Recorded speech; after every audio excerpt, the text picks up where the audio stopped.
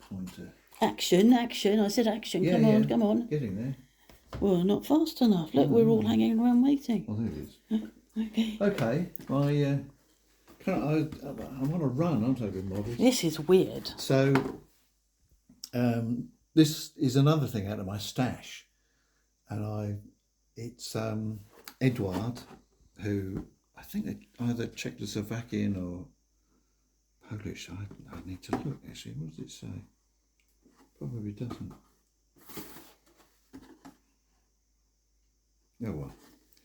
It's a quarter scale instrument panel from a Messerschmitt 109E.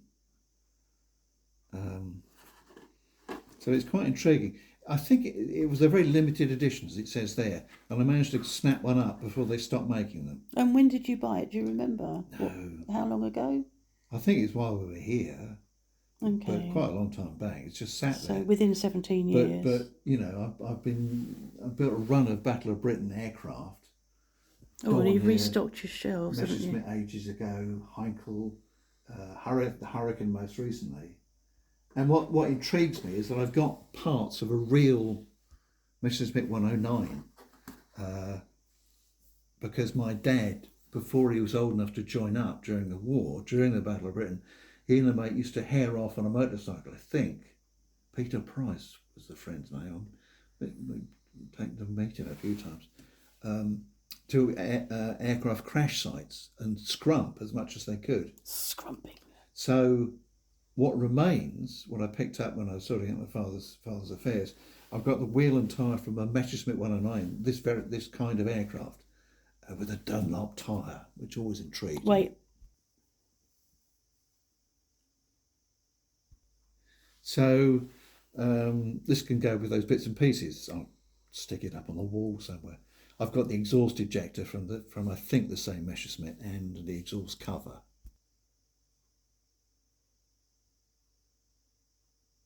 Go. And also some scraps of aluminium from the skin of the aircraft.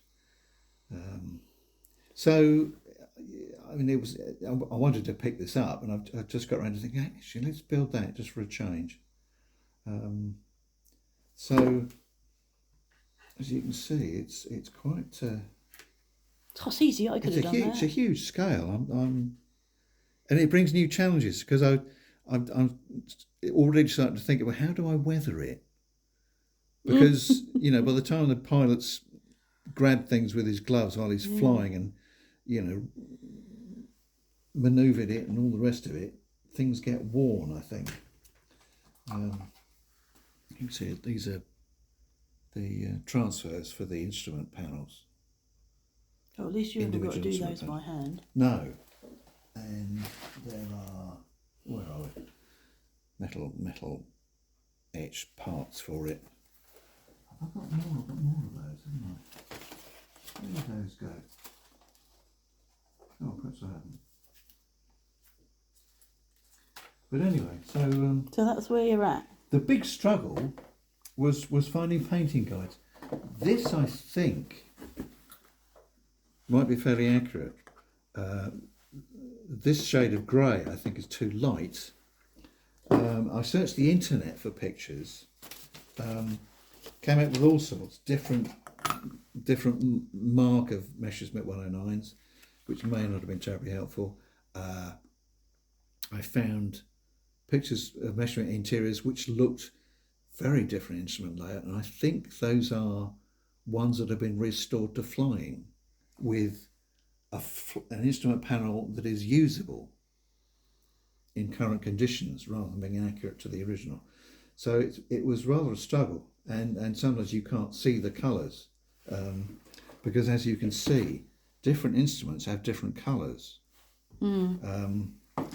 But what I finally recalled deep in the depths of my memory is that picture. That's one that was, I think, captured or crashed, has been restored, is now at the RAF Hendon. That's sort of brown. But then I think that's the colour photography back then was dodgy, wasn't it? Well, that'll be a relatively modern picture. Well, relatively modern in whose eyes? Mine. And you're how old? Ancient. There you go then. So you can see some of the instrument colours. just about. And the kit says these knobs, there's one on the other side, should be black, but clearly they're shown in yellow. So, and the gun sight is a different colour to what the kit suggests. I've done it in a very dark black grey. It's not focusing on that. That's it. That's in focus. Thing. Turn it around. Turn. Okay. Good. Here it looks like a much lighter grey, but I'll think about that. So I've done a lot of spraying on this. Each of these panels I've done an undercoat, Vallejo undercoat, just so that the paint stays on. I put a layer of aluminium silver over the top of that. A layer of this is RLM 66 dark grey. I thought it was. You did, I could tell. I was just about to say. And then a layer of satin varnish over that, so there's a slight sheen on it. It'll take transfers better that way as well. Okay. So yeah, going quite well. Very pleased. That's been bothering me. Very pleased to find that picture.